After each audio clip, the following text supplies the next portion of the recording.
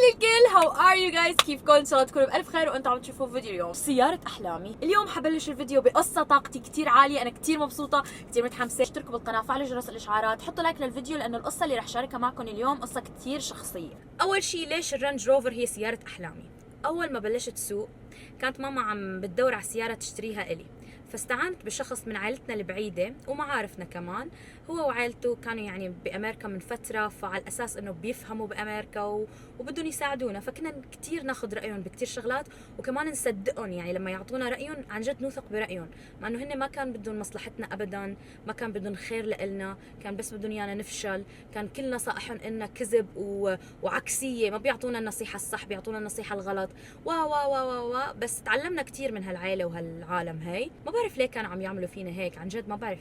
في عالم عن جد فيهم شر، بس مش هذا موضوعنا. فماما طلبت من الرجال، قالت له انه ساعد نور يعني تشتري سيارة او تقرر على سيارة.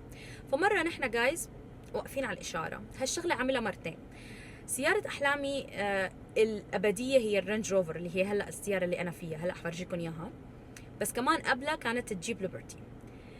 بس اول شيء صار، نحن كنا واقفين على الاشارة جايز وانا قاعدة حده، فسألني قال لي أي سيارة هي السيارة اللي عم تفكري تشتريها. فكانت في رينج روفر واقفة، وكانت كمان في جيب ليبرتي واقفة. هي القصة كاملة هلا عم بحكي لكم إياها. فأنا أشرت على الرينج روفر، كانت رينج روفر بيضة هيك مع سودا كتير حلوة واقفة. فأنا قلت له هي، وأنا بوقتها ما كنت أعرف عن السيارات شيء، يعني ما كنت أعرف شو سعر الرينج روفر، قد ايه بتكلف، قد ايه هي راقيه او مش راقيه، ما كنت بعرف. بس شكلها عجبني، واكيد شكلها عجبني لانه الرينج روفر سياره حلوه يعني. المهم اشرت على الرينج روفر جايز، ضحك علي بطريقه بدون ما يشرح لي هو ليش ضحك. انا قلبي تحطم بوقتها. ليش؟ شو في؟ ليه عم تضحك؟ قام قال لي بتعرفي سعرها للسياره هاي؟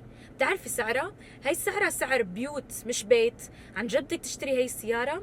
ويعني وبطريقته هيك السلبيه، وحسسني انه او ماي جاد. طب فيك تقلي اياها بطريقه هاديه، فيك تكون هيك في عاطفه شوي، في رفق، بطريقه كتير يعني انه بتحلمي، انت بتحلمي اختاري سياره غير. اشرتي لي على رانج روفر ولا هيك بطريقه كتير، يعني انه حتى ما له حق انه يحكي معي بهالطريقه لانه ما في هالميان. سألني مرة تانية شو سيارة تانية غير هي، لا تطلعي بهي. فكان في جيب ليبرتي واقفة، فقلت له جيب ليبرتي، بس ما كنت بعرف اسمها اصلا ولا بعرف انه هي جيب ولا ليبرتي، بس اشرت له عليها. هاد كله بالاشاره، يعني انه هديك شكلها حلو للجيب ليبرتي، حط لكم صورتها حلو وكيوت، بناتي كنت شوفها بالافلام. فبيقوم بيقول لي انت شو عن جد عم تحكي؟ مستحيل لا هي ولا هي. هي بتعرفي قد ايه سعرها؟ وصار يقول لي سعر الجيب، بس لاحظت انه سعر الجيب ارخص بكتير من سعر الرينج روفر. ضلت الجيب بعقلي. وسبحان الله جايز، اول سياره سقتها هي جيب ليبرتي. بتتذكروا عملت لكم جوله فيها؟ هي كانت السياره الاولى اللي بسوقها بحياتي بالمدرسه، وكتير كنت حبها، وكانت عن جد سيارة أحلامي بوقتها. ولكن ضلت الرينج روفر بعقلي. أحلى شيء إنكم تتعبوا وتشتغلوا لتشتروا الشيء اللي أنتم محتاجينه أو اللي أنتم بتحبوه. أنا عندي بتجنن، وأنا متأكدة إنه أنتم كمان عندكم أهل بجننوا، بس ما في أحلى من الإنسان يكون مستقل ويتعب على نفسه ويشتغل ويجمع فلوسه ويشتري الشغلات اللي هو بده اياهم بنفسه لنفسه. تخيلوا جايز، كل هالسنين والرينج روفر هي سيارة احلامي، واخيرا اجى اليوم اللي رح اشتري فيه الرينج روفر. اليوم عم بعمل تجربة سواقة للرينج روفر لشوف اذا هي مريحة، شو الشغلات اللي حابة اغيرها بالسيارة من جوا، كيف سواقتها، بحب سواقتها او لا. بس انا لو بتقولوا لي اشتري لامبورجيني ولا رينج روفر، حقلكم رينج روفر. لو بتقولوا لي اشتري فيراري ولا رينج روفر، حقلكم رينج روفر.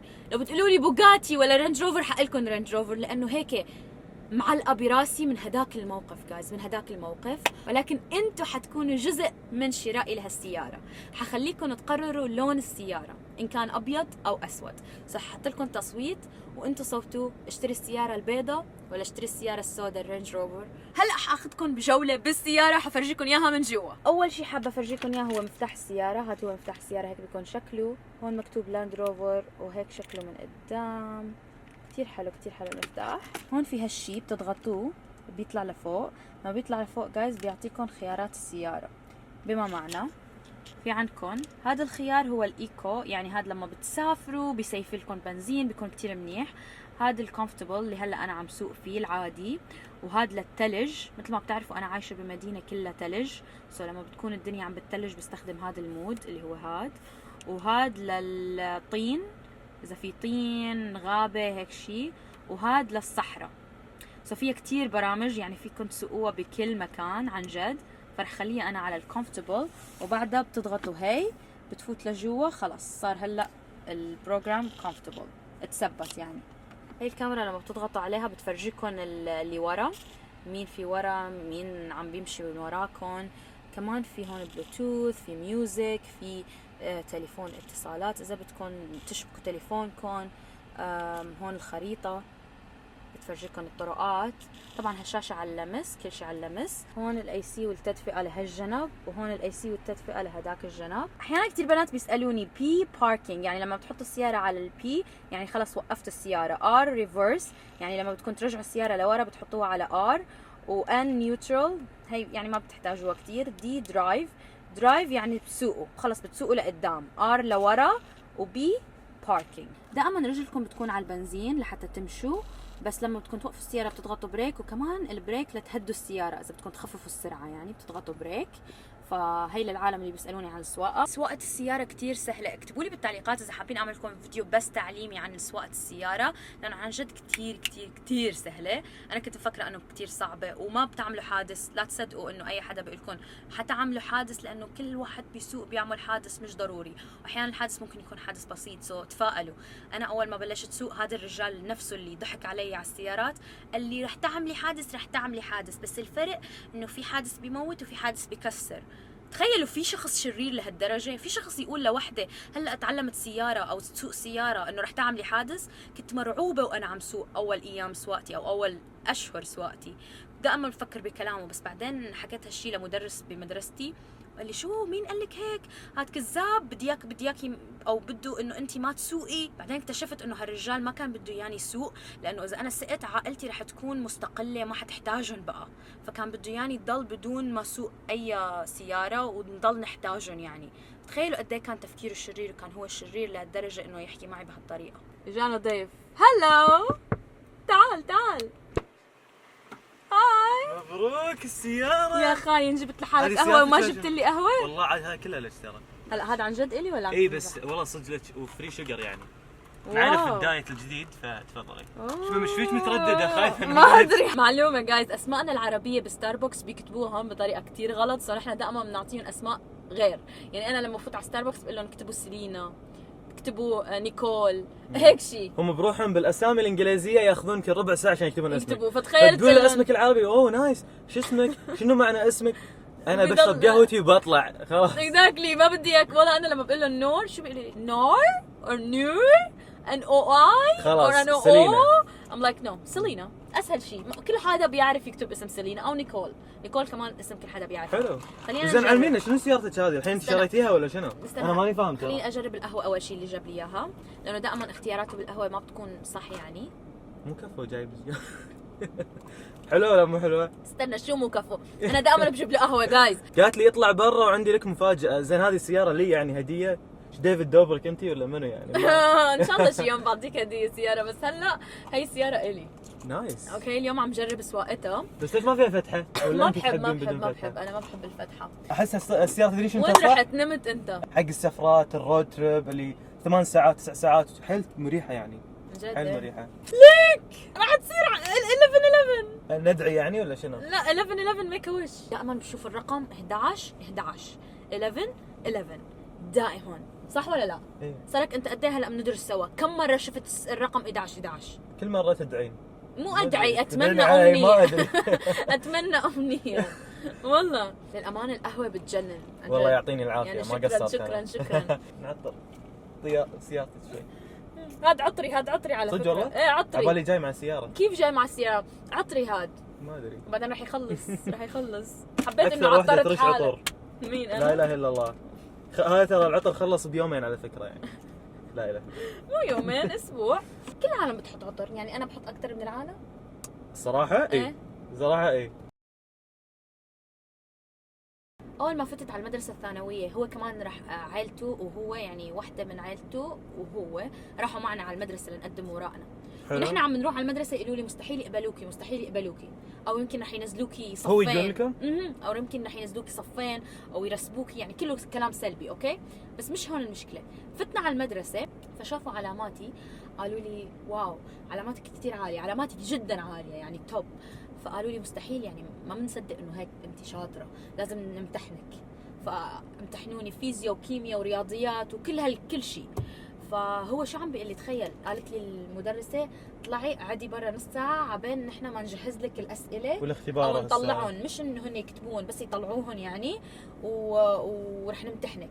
فطلعنا نستنى بالممر، وهو عم بيقول لي رح تفشلي أكيد حترسبي، أسئلتهم كتير صعبة، أسئلتهم مستحيل تنجحي فيها. أنا أولادي يعني بالزور لحتى عم ينجحوا. هو متزوج كبير يعني، متزوج عنده أولاد، عم أرجف من الخوف. وبعدين فتت على الغرفة عطتني الأسئلة وجاوبت ونجحت وفتت وانقبلت وبجنن كل الوضع، وجاوبت كل الأسئلة بتجنن يعني كله أجوبة صحيحة الحمد لله الحمد لله. بس قديه رعبني قديه خوفني. ولما نجحت وقالت لي المدرسة بوقتها اللي امتحنتني قالت لي واو عن جد يعني انه انا مصدومه انه انت يعني جاوبتي، وانه عن جد يعني شاطره فعلا، شاطره، انه اثبات انه يعني علاماتي حقيقيه. وهو نفسه اللي وداكم عشان تشترون سياره. شنو صار هناك يوم شريتوا سياره؟ لما اخترتي السيارة؟ لا لما قلت له بالشارع هيك شفت الرينج روفر قلت له هي، قال لي مستحيل، بتعرفي قد ايه سعرها هالسياره؟ هي السياره سعر بيتين. خل نروح ندعسه.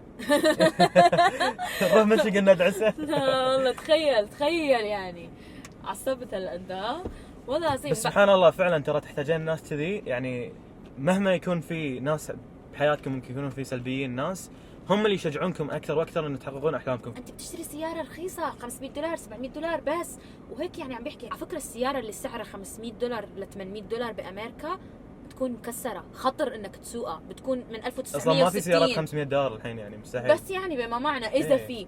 فهو عم بيقول لي هيك وكله حقد عم بيحكيها بحقد، ولهيك انا متحمسه ومبسوطه. انا الحين عرفت ليش تبين رينج صراحه. ايه يعني هيك متحمسه انه يعني إلها قصه، مش انه هيك.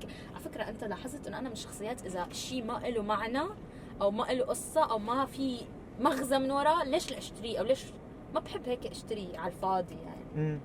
فاهمك صح، انت دايم كذي لاحظت هالشيء هذا. بس والله الصراحه قصه قويه. على النور انت تعبتي حيل على شغلك، ففعلا تستاهلين، يعني تستاهلين كل اللي انت. في ناس ممكن تشوفك بفيديو واحد وتطلع بس ما يستوعبون كميه التعب الا متابعينك اللي يعرفونك من زمان شلون تطورتي مع السنين وهالاشياء هذه. لهيك طلبت منهم يختاروا لون السياره. والله صدق؟ يس متابعين. اذا لو اختارش مثلا اصفر. لا يا ابيض يا اسود، ما بدي اخلي خيارات. تكفون خلوها ازرق تكفون. لا دقيقه في كروم، تعرفين شنو كروم؟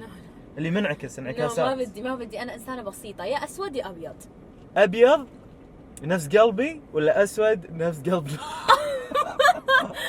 انت صديقي عم بتقول على قلبي اسود؟ كيف انا كصديقه صراحه يعني عادي انه احكي شيء سيء او احكي شيء ايجابي، بس كيف انا كصديقه؟ والله صراحه اذا خوش وحده طيبه حيل على نياتك، يعني ان اللي ببالك تسوينه عنيده حتى لو كان غلط. انا ما ادري ليش ترى العناد شيء ايجابي، لا ترى مو شيء ايجابي يا عيال الناس، مو شيء ايجابي. الواحد لازم يتفاهم، لازم يلتقي في الوسط. احكي الايجابيات شوي. ايجابيات طيبه طيبه لهالدرجه ما في ايجابيه. مش عارف لا خلينا نركز على السلبيه، ما نبي ننقز من المقدمات ونجي على السلبيات. اتوقع الشيء الواحد السلبي ان انت تعودتي انه يكون وقتك لحالك الخاص، انت تنظمينه بوقتك. بس ممكن تنظيم الوقت شويه، ما عندك يعني مثلا لما تقولين 10 دقائق هي بالصدق نص ساعه، عرفتي؟ صح. بس لا صراحه اختيار موفق. ثانك يو. فعلا عم بتشم ريحه هي قاعد يطلع. انت مو حطيتيه داخل المكيف؟ ايه اخذت العطر وحطيته داخل المكيف. نور من كثر ما هي مستانسه عطرت السياره كلها. شو رايك بالاختيار؟ الصراحه انا احب السيارات وعارف شويه فيها يعني. احس ان السياره هذه الوحيده اللي تقدرين تنقينها بسعر يسوى، يعني سعرها يسوى، مو انها هي غاليه وخلاص، لا يعني سعرها فيها يسوى وحيل مريحه وسيعه. احس مام ابروفد، يعني لما امك تجربها راح ترتاح عليها حيل. اكتبوا لي بالتعليقات اللون الابيض ولا اللون الاسود للسياره، اي لون اشتري. هلا رح ناخذكم بجوله. يلا. اوكي جايز، اول شيء حكي لكم عنه هو الدركسيون. هذا الدركسيون جايز بيكون في عليه كثير شغلات تتحكموا بالسياره منها، انه اذا بدكم تشغلوا هدول اللي بينظفوا الزجاج، كمان بتعلوا الصوت، بتغيروا الاغاني، بتتصلوا، بتحطوا سبيكر، كثير قصص موجوده هون. هي الشاشه بتفرجيكم الخريطه، وبتفرجيكم كمان قد في عندكم بنزين، قد مشيتوا بالسياره، كم مايل، وكل هالتفاصيل هي. هالمكان شوفوا شو بيعمل، بس حركوا بينفتحوا هدول. هون في عنا شاشتين لمس تانيات، هذا الزر بشغل السياره وبيطفيه، الميوزك، تعلوا الصوت، ما في ميوزك بس انه يعني. الكراسي جايز كتير مريحين، وفيكم تتحكموا فيهم على فكره، فيكم ترفعون من هون، في شيء بتتحكموا فيه، ترفعون، توطون، ترجعوا لورا. كم من 10 كراحه؟ تقريبا 10 من 10 صراحه. كتير مريحين الكراسي، كتير مريحين. لازم ندق على رينج روفر ونسوي اعلان ضروري. رينج روفر، انا كتير بحب سياراتكم، اعملوا اعلان معي يا عمي، عم بدفع لكم بلاوي يعني. اعطوني سياره، شو بيصير اذا اعطيتوني سياره؟ ما بعرف شو بيصير، كانت مسكره علي. المهم هي السياره جايز من برا شكلها شكل الرينج روفر العادي، هي سودا، بس لهلا ما قررت اللون، انتوا اكتبوا لي بالتعليقات سودا او بيضه. هيك بكون اللي ورا. ما بعرف ليه حاطين هالقصص هون جايز صراحه، يمكن هاي السياره بيعطوها لاي حدا بده يجرب الرينج روفر، حاطينها للتجربه هالسياره. يمكن حاطين عندهم كم سياره هيك العالم اللي بدهم يجربوا الرينج روفر، بس هون حاطين كم شغله هن من عندهم للشركه يعني. وهيك بيكون صندوق السياره، هيك بيكون شكله. تضغطوا هون وبتسكروا. هون في هدول الشغلات، هدول كلهم يعني قصصي شغلاتي. فرجيتهم قد ايه واسعه، شوفوا قد ايه واسعه السياره جايز من هون، كثير واسعه. وهيك بيكون شكلها من قدام. وبس جايز، هاد كان الفيديو لليوم، بتمنى عن جد عجبكم وحبيتوا. اذا حبيتوا لا تنسوا تحطوا له لايك كثير كبيره، وكمان فعلوا جرس الاشعارات مشان يوصلكم اشعار لما انا انزل لكم فيديوهات، واشتركوا بالقناه اذا انتم جداد. وبس تابعوني على انستغرام، تيك توك، كل هالبرامج هي، سناب شات، انا كثير عم نزل سناب شات هلا هالفتره، كل هالشغلات هي. وبس انا نور ستارز، بحبكم خيرات الله، عن جد كثير بحبكم. بشوفكم وين وامتى بالفيديو القادم ان شاء الله. باي باي.